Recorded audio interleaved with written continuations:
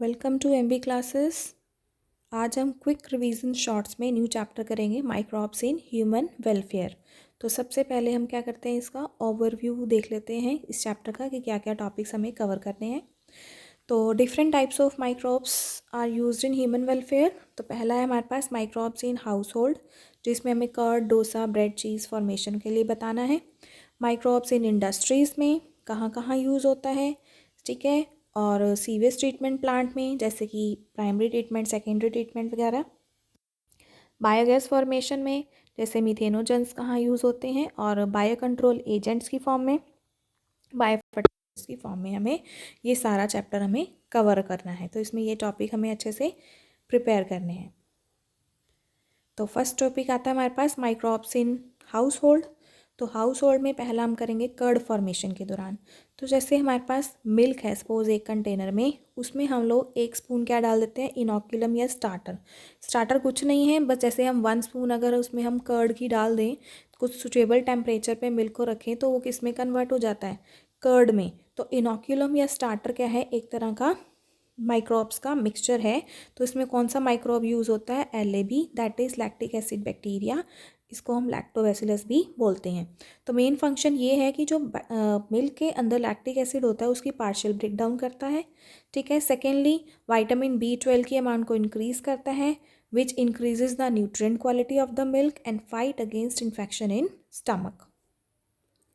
Next, idli dosa bread formation के लिए, तो इसके लिए हम क्या करते हैं, कौन सा प्रोसेस यूज़ होता है, फर्मेंटेशन या एनारोबिक प्रोसेस।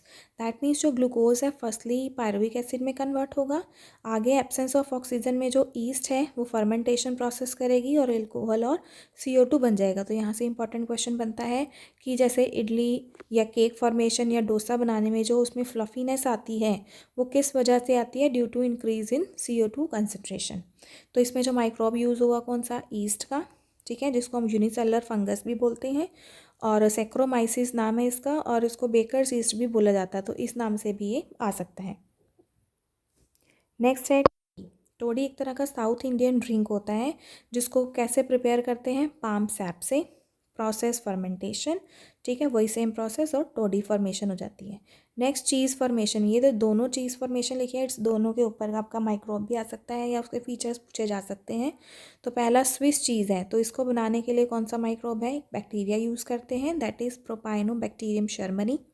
मेन फीचर है कि ये फ्लेवर इंक्रीज़ करता है, plus increase holes due to CO2 formation. जैसे टॉम एंड जेरी कार्टून आता है ना, उसमें वो क्या करता है, वो होल वाला चीज़ जो होता है वो खाता है। तो ये होल्स फॉर्मेशन जो है किस वजह से है, due to increase in CO2। Second one is Roquefort cheese, जो एक फंगस से प्रिपेयर होती है, दैट इज़ पेनिसिलियम रॉकफोर्टाई। तो इसका मेन फीचर क्या है कि इसको प्रोड्यूस किया जाता है शेप मिल्क से, and also shows greenish blue malting. Next topic है आपका इस चैप्टर का माइक्रोब्स इन इंडस्ट्रियल प्रोडक्ट्स। तो सबसे पहले अल्कोहल फॉर्मेशन का देख लेते हैं। अल्कोहल बनाने में भी ईस्ट यूज़ होती है, वही सेम जो बेकर्स ईस्ट में थी ना, उसी को हम ब्रूअर्स ईस्ट भी बोलते हैं। वही सेम ईस्ट है सेक्रोमाइसिस की। फॉर्मेशन प्रोसेस अगर आए तो फर्मेंटेशन। तो जो भी शुगर पार्टिकल है, चाहे वो ग्रेप जूसेस से लिया है या बार्ले जूसेस से लिया है, तो इसकी फर्मेंटेशन के बाद क्या बनेगा, अल्कोहल प्लस CO2।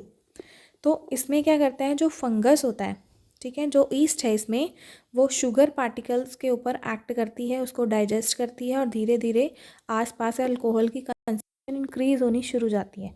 जैसे ही इसकी कंसंट्रेशन 8 से 15% तक पहुंचती है, ईस्ट की डेथ हो जाती है। तो बेसिकली अल्कोहल फॉर्मेशन जो है उसके बनाने के लिए हम लार्ज वेसल्स का यूज़ करते हैं, जिसको हम फर्मेंटर्स भी बोलते हैं।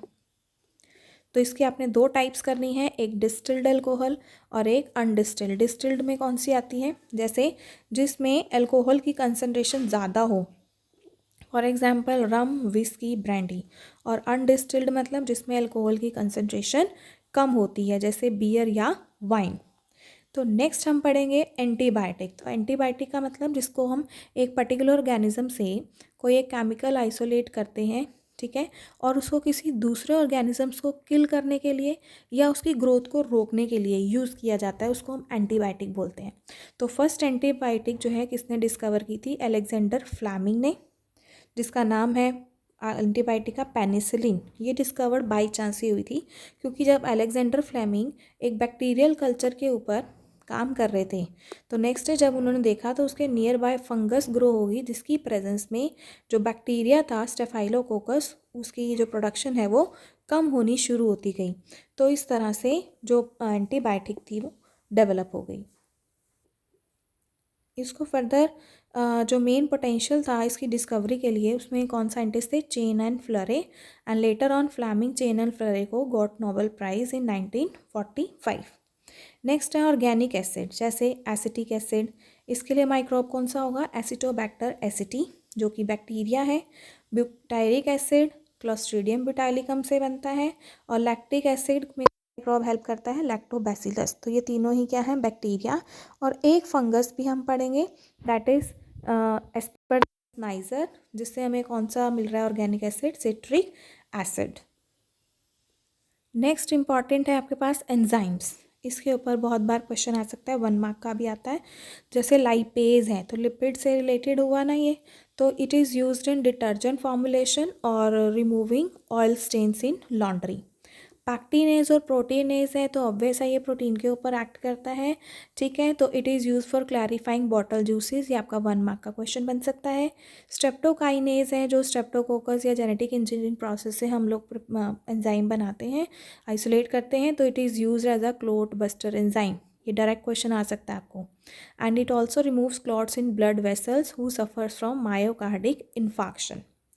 नेक्स्ट मोस्ट इंपॉर्टेंट टॉपिक है बायोएक्टिव मॉलिक्यूल्स का, तो 2 पढ़ने हैं आपने, साइक्लोस्पोरिन ए और स्टैटिन। इसके ऑर्गेनिज्म भी पूछा जा सकता है, इसके यूजेस भी आ सकते हैं। तो साइक्लोस्पोरिन ए एक फंगस से आइसोलेट किया है, दैट इज ट्राइकोडर्मा पॉलीस्पोरम, और ये एक्ट करता है as an immunosuppressive agent in organ transplant patient में। और स्टैटिन जो है एक फंगस, ये भी आई फंगस से निकाला है, दैट इज मोनेस्कस परप्यूरियस से, and used as blood cholesterol lowering agent. तो ये दोनों ही इंपॉर्टेंट हैं, आपके पास यूजेस से भी डायरेक्ट पूछा जा सकता है कि इसका मॉलिक्यूल हम कौन सा यूज़ करते हैं, ये कहाँ से ऑर्गेनिजम्स को इसको आइसोलेट करते हैं। नेक्स्ट मोस्ट इंपॉर्टेंट टॉपिक है आपका माइक्रोब्स इन सीवेज ट्रीटमेंट। तो इसमें अपने 2 तरह की ट्रीटमेंट बतानी है, एक प्राइमरी, सेकेंडरी। प्राइमरी मतलब फिजिकल ट्रीटमेंट जिसमें किसी तरह का भी माइक्रोब यूज़ नहीं होगा। सेकेंडरी यानी बायोलॉजिकल ट्रीटमेंट जिसमें माइक्रोब्स का यूज़ होगा। तो फर्स्ट है प्राइमरी ट्रीटमेंट। प्राइमरी मतलब फिजिकल ट्रीटमेंट है ना, तो कोई उसमें माइक्रोब यूज़ नहीं हो रहा, तो 2 स्टेप होंगे इसमें, सीक्वेंशियल फिल्ट्रेशन और एक सेडिमेंटेशन। फिल्ट्रेशन में क्या होता है, सबसे पहले सीवेज को हम इस प्राइमरी चैम्बर में भेजेंगे, जिसमें फ्लोटिंग डेब्रीज जितने भी होंगे उसको फिल्टर आउट कर लेंगे, यानी कि छानने का प्रोसेस करता है ये, फिल्टर करने का प्रोसेस करेगा। और ये नंबर ऑफ इसमें क्या लगी होती हैं, फिल्ट्रेशन मेम्ब्रेन्स लगी होती है, इसलिए इसको सीक्वेंशियल फिल्ट्रेशन बोलते हैं। फिर यहाँ से जो एफ्लुएंट होगा वो जाएगा सेडिमेंटेशन में। सेडिमेंटेशन में क्या होता है कि जो भी हैवियर डेब्रिस पार्टिकल्स होते हैं, स्टोन्स, मड, पेबल्स होंगे जो भी, वो सेटल डाउन हो जाएंगे, और जो सेटल डाउन हुआ उसको बोलेंगे प्राइमरी स्लज, और एफ्लुएंट आगे पास कर देंगे हम सेकेंडरी ट्रीटमेंट में। तो सबसे पहले आएगा एरिएशन टैंक, यहाँ से एयर इनोकुलेट करेंगे, जिसमें क्या होगा, एरोबिक बैक्टीरिया होगा, ये बैक्टीरिया कॉलोनीज़ बना लेगा। एक और कॉलोनीज़ जो हैं फंगल हाइफी के साथ एसोसिएट होती हैं, जिसको हम बोलते हैं फ्लॉक्स। तो यहाँ पे आपका इंपॉर्टेंट क्वेश्चन बन गया, व्हाट आर फ्लॉक्स। नेक्स्ट जो इसका एफ्लुएंट होगा उसको हम कहाँ भेजेंगे, एनारोबिक स्लज डाइजेस्टर में। एनारोबिक है तो in the absence of oxygen होगा, तो ये ऑर्गेनिक मैटर को डाइजेस्ट करेगा और गैसेस को रिलीज़ करेगा, जैसे methane, carbon dioxide, H2S and hydrogen. ये सारी गैसेस किस में यूज़ होती हैं, बायोगैस फॉर्मेशन में। और इससे जो मतलब जो भी एनारोबिक जो डेब्रिस पार्टिकल्स होंगी, जो सेटल डाउन होगा यहाँ से मटेरियल, उसको बोलेंगे हम एक्टिवेटेड स्लज।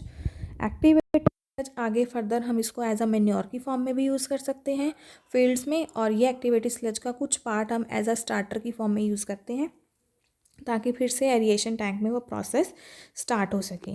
तो यहाँ पे जो है BOD की अमाउंट को चेक करते हैं, अगर BOD का अमाउंट कम होगी, लेस होगी, तो ही उसको फर्दर हम रिवर्स में जो है आगे फर्दर पास कर सकते हैं। तो BOD क्या होता है यहाँ पे, biological oxygen demand, that means how much oxygen is used by the organic aerobic bacteria to digest the aerobic और ऑर्गेनिक मैटर। ठीक है, ऑर्गेनिक मैटर को डाइजेस्ट कराने के लिए कितना उसको ऑक्सीजन की रिक्वायरमेंट है।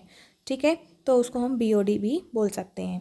तो BOD की अमाउंट जिस सैंपल में ज़्यादा होगी दैट मीन्स वो मोर पॉल्यूटेड होगा, कम होगी तो लेस पॉल्यूटेड होगा। तो यहाँ तक जो भी इम्पॉर्टेंट क्वेश्चन बताए गए हैं इस वीडियो में उसको एक बार लिख के जरूर प्रैक्टिस करें। It's very very important for your board point of exams. Board exams के लिए इम्पॉर्टेंट है। ऐसे ही क्विक रिवीजन शॉर्ट्स करने के लिए हम नेक्स्ट वीडियो को प्रिपेयर करेंगे। तब तक के लिए do share, like and subscribe these videos. Thank you.